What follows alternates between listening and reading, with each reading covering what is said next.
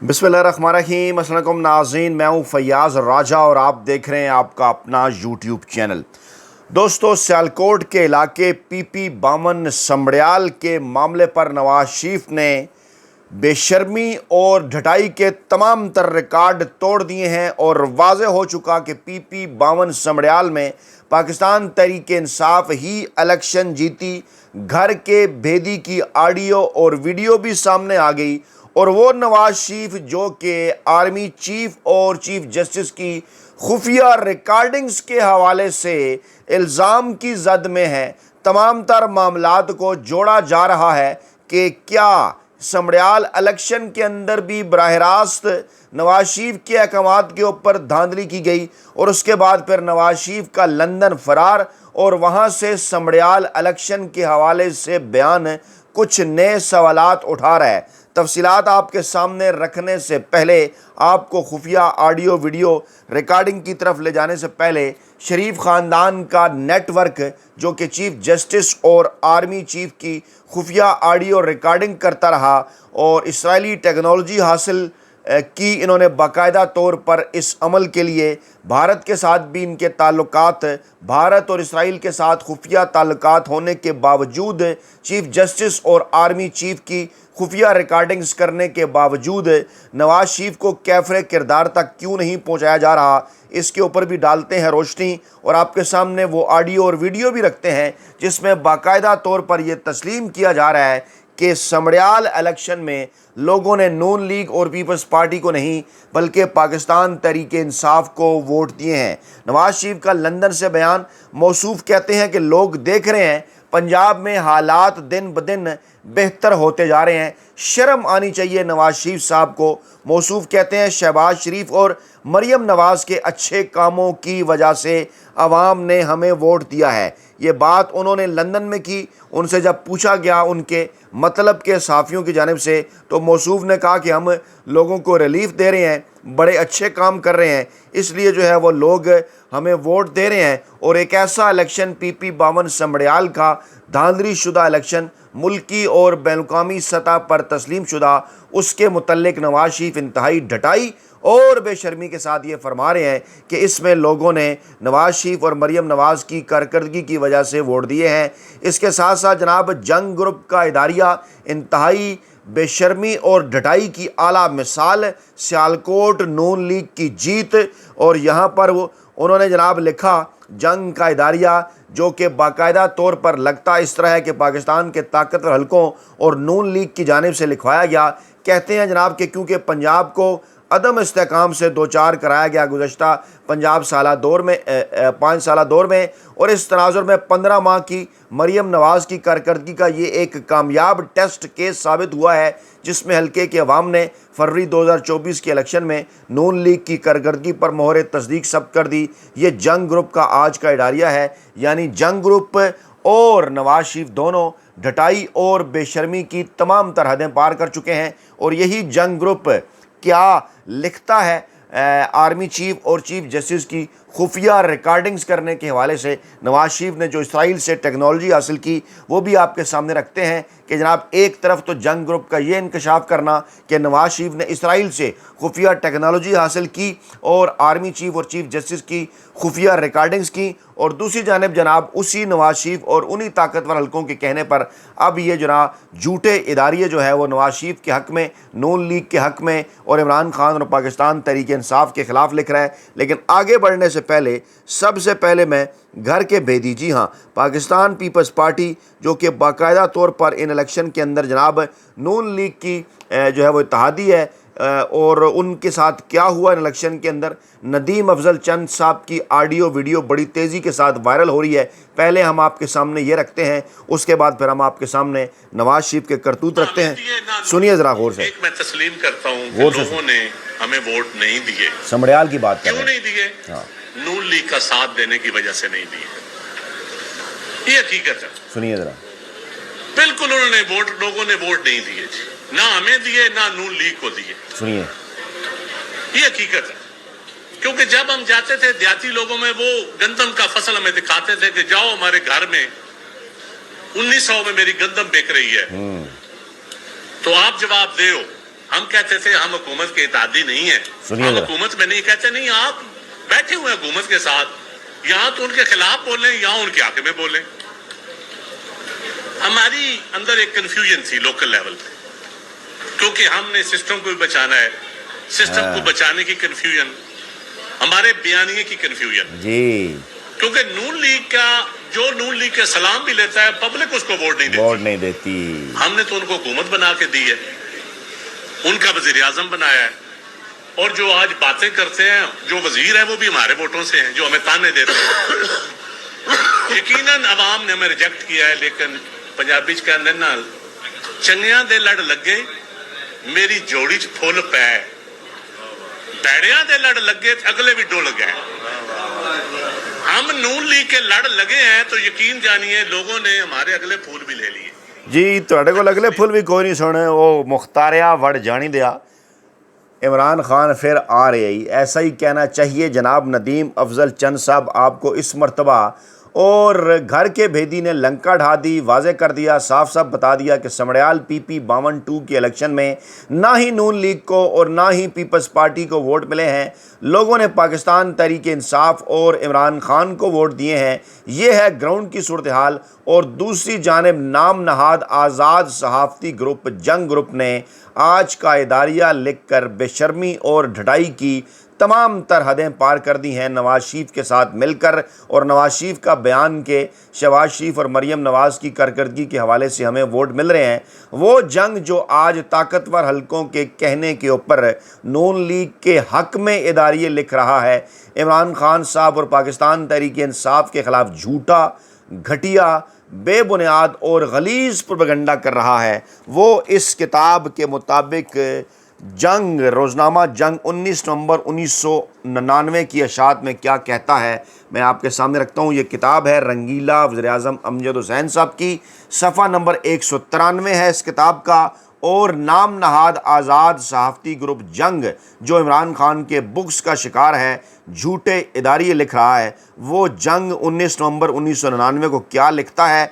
साबिक़ वज़ीर-ए-आज़म नवाज शरीफ ने अपनी पहली वज़ारत उज़्मा के दौर में इसराइल से 1 अरब रुपए मालियत की टेक्सटाइल मशीनरी ख़रीदी थी जो अब पाकिस्तान में उनके कारखानों में नस्ब है।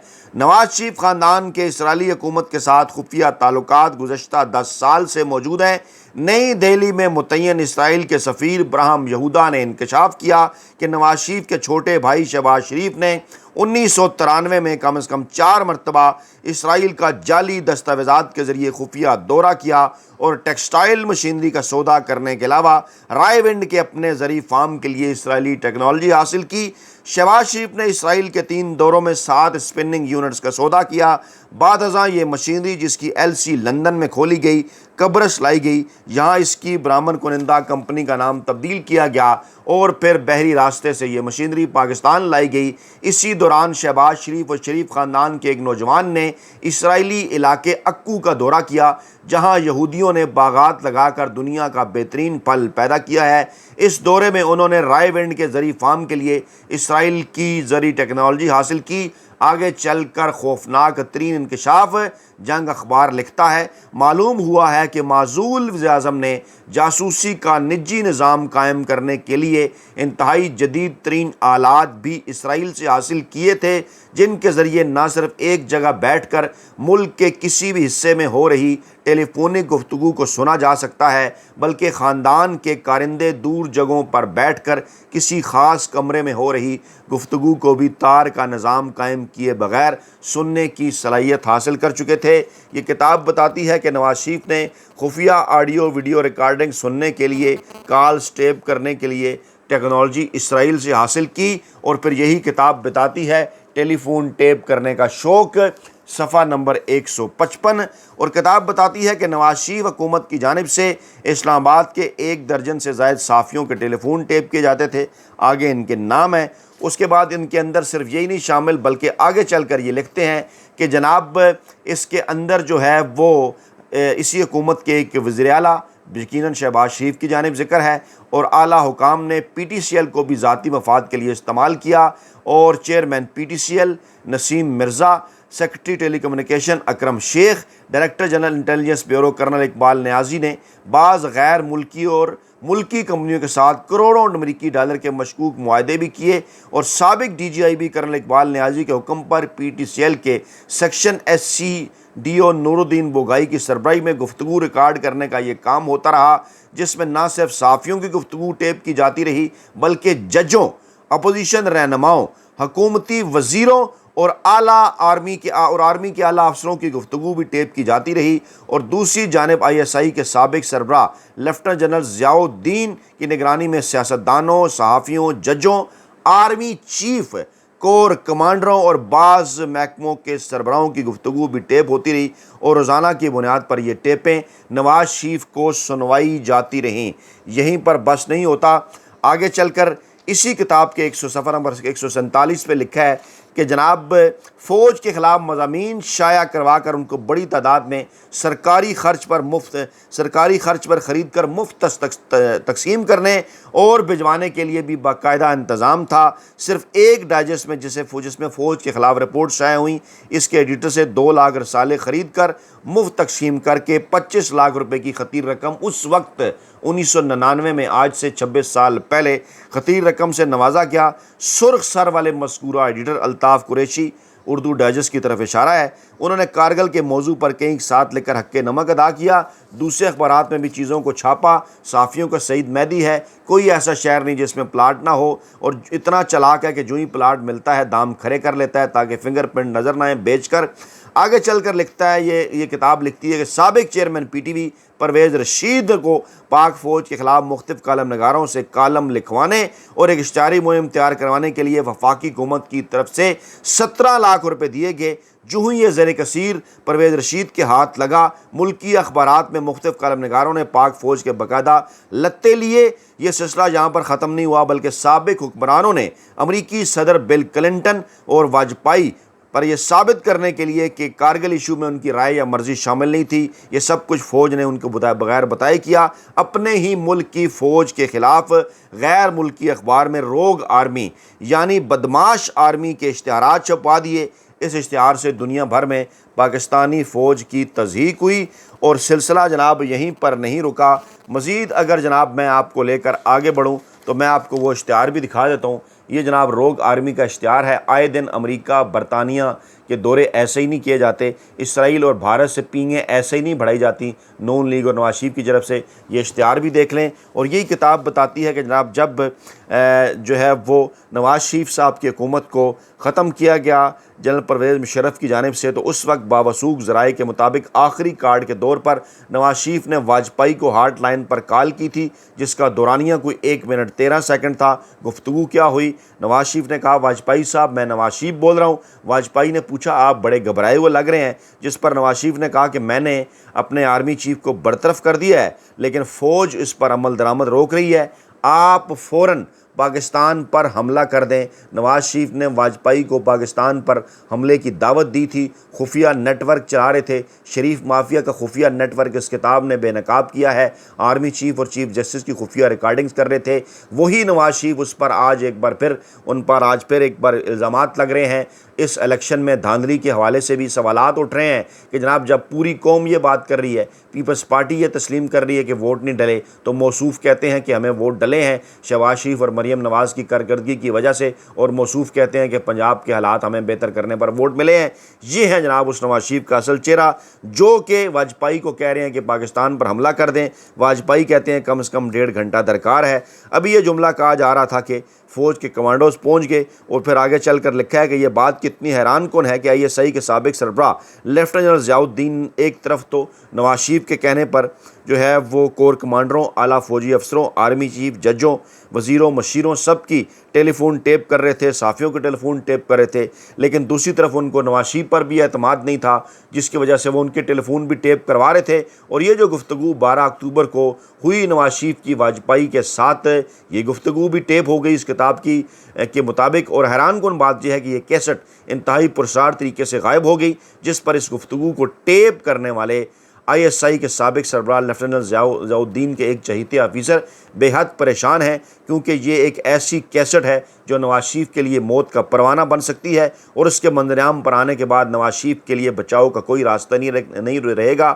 ہمیں امید ہے کہ حساس ادارے مذکورہ کیسٹ کا سراغ لگانے میں جلد کامیاب ہو جائیں گے، ایسا کہہ رہی ہے یہ کتاب۔ اور سوال پورا پاکستان پوچھ رہا ہے، آپ بھی پوچھ رہے ہیں، ہم بھی پوچھ رہے ہیں کہ ان تمام تر حرکتوں کے باوجود آخرکار پاکستانی اداروں کا رخ نواز شریف کی جانب کیوں نہیں ہوتا؟ موصوف ایک بار پھر لندن فرار ہو چکے ہیں، اور تمام تر جو الزامات ہیں، تمام تر جو بغض سے بھری ہوئی جتنے بھی اقدامات ہیں، وہ سب کے سب صرف اور صرف عمران خان کے خلاف ہیں، جو آج بھی یہی بات کہتے ہیں کہ فوج بھی میرا ہے اور ملک بھی میری ہے، فوج بھی میری ہے اور ملک بھی میرا ہے۔ اپنا بہت خیال رکھیے گا، دعاؤں میں یاد رکھیے گا۔ نئی ویڈیو کے ساتھ جلد حاضر ہوں گے۔ اللہ نگہبان۔